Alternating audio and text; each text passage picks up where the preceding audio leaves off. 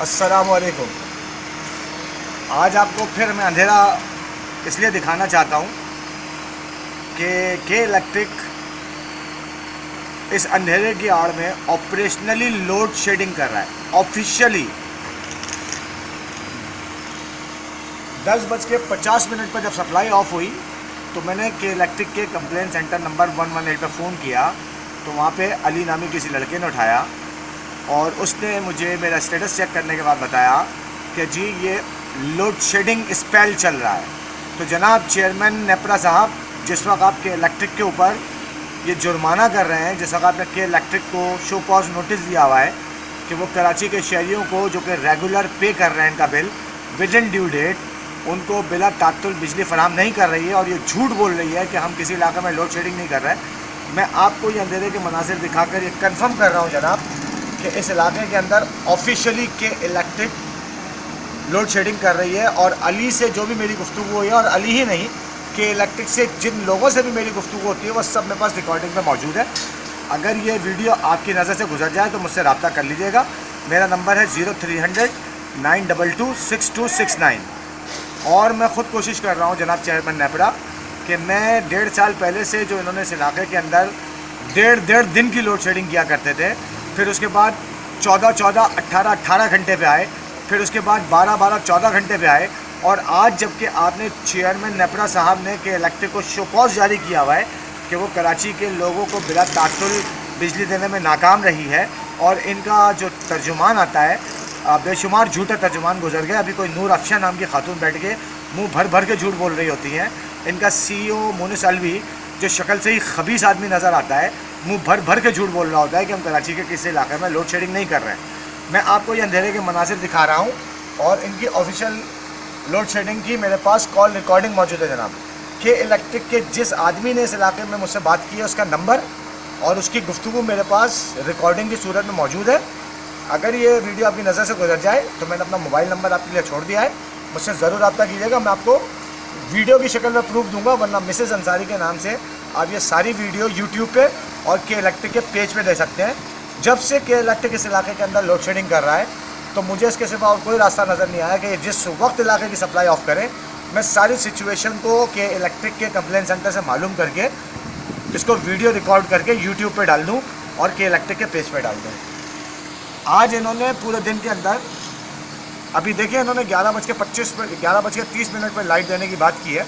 अगर ये 11:30 पर लाइट आ जाती है तो इसका मतलब ये है कि तकरीबन 40 मिनट की लोड शेडिंग इसने अभी की है ऑफिशियली, और सुबह इसने कंप्लेन लॉगिन करने की आड़ में तकरीबन 2 घंटे की लोड शेडिंग की थी जनाब।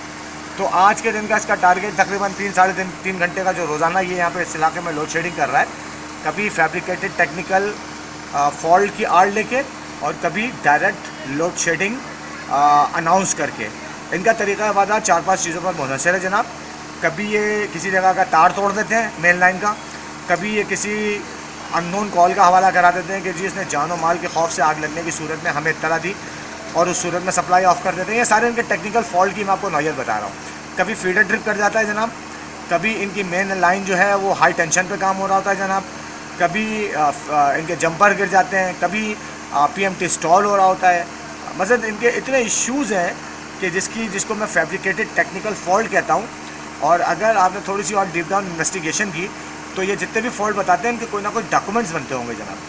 तो फॉल्ट की सारी रिकॉर्डिंग जो है वो यूट्यूब पे चल रही है, जो इनके फैब्रिकेटेड टेक्निकल फॉल्ट होते हैं, और जो डायरेक्ट लोड शेडिंग करते हैं उसकी रिकॉर्डिंग मेरे पास पड़ी हुई है, क्योंकि मैं हर सप्लाई ऑफ के ऊपर कंप्लेन सेंटर के नंबर पर जाता हूँ और वो डिटेल लेकर, इनसे सारी डिटेल लेकर इसको मैं यूट्यूब पे अपलोड कर देता हूँ और के इलेक्ट्रिक के पेज पे चला देता हूँ।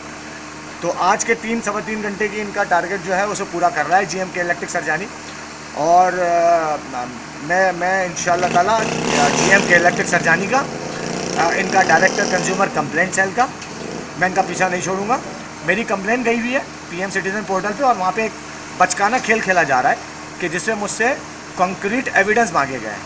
जबकि GM के इलेक्ट्रिक सरजानी 2, जब मैं वफाकी मुहतसिब के पास ये कंप्लेन लेकर गया था तो वहाँ पर इसने डॉक्यूमेंट्स और कुछ अपना जो इनकी टेक्निकल स्टाइल होता है कि इन्होंने उसको ग्राफिकली जो वफाकी मुहतसिब का IO था आसिफ, उसके सामने इनको GMK इलेक्ट्रिक का लीगल डिवीज़न का आदमी कोई आया था और उसने ऑफिशियली इनको ये प्रूफ किया था कि जिस इलाके के अंदर बिजली के चोर मौजूद हैं। और वहीं मैंने उनसे ये सवाल दागा था। मेरा तो खैर आमना सामना करने से के इलेक्ट्रिक अब तक भाग ही रहा है। GMK इलेक्ट्रिक सरजानी 2 भी मुझसे रब्ता करने से भाग रहा है। इनका लीगल डिवीज़न का आदमी भी मुझसे रब्ता करने से भाग रहा है।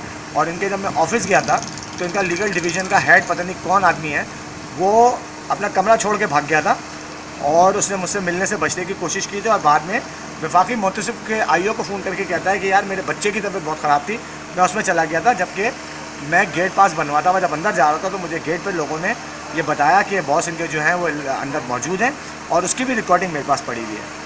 तो ये जितना मुझसे बचते रहे, मैं इनका पीछा नहीं छोड़ूंगा।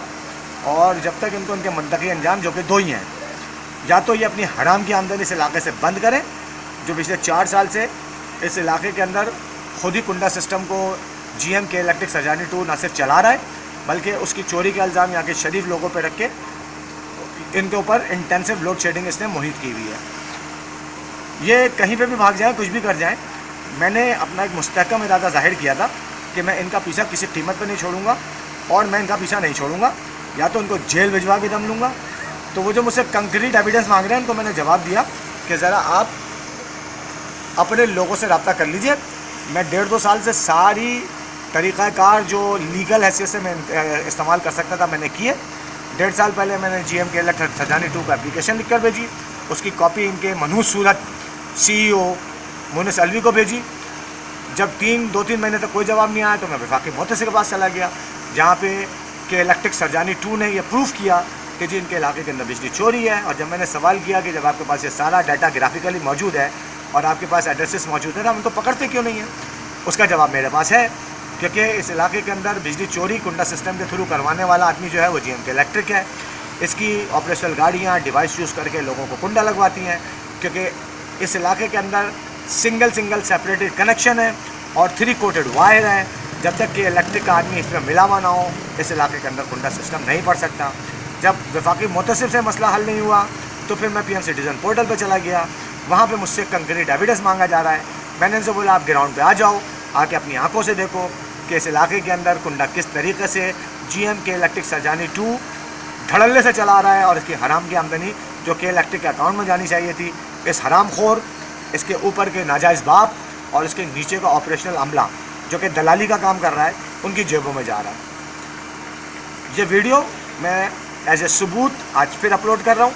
अपनी कोशिशें, काविशें और तमाम तर जो मैं कर सकता हूँ वो मैं अपनी तमाम तर कोशिशें करता रहूँगा जब तक GMK इलेक्ट्रिक सरजानी 2 को जेल ना पहुँचा दूँ या इस इलाके के अंदर इसकी हराम की, जो इसने अब पिछले 4 साल से जब से मैं शिफ्ट हुआ हूँ, इसने अपनी हराम की आमदनी को न सिर्फ जारी रखा हुआ है बल्कि अब तक बाज नहीं आया है।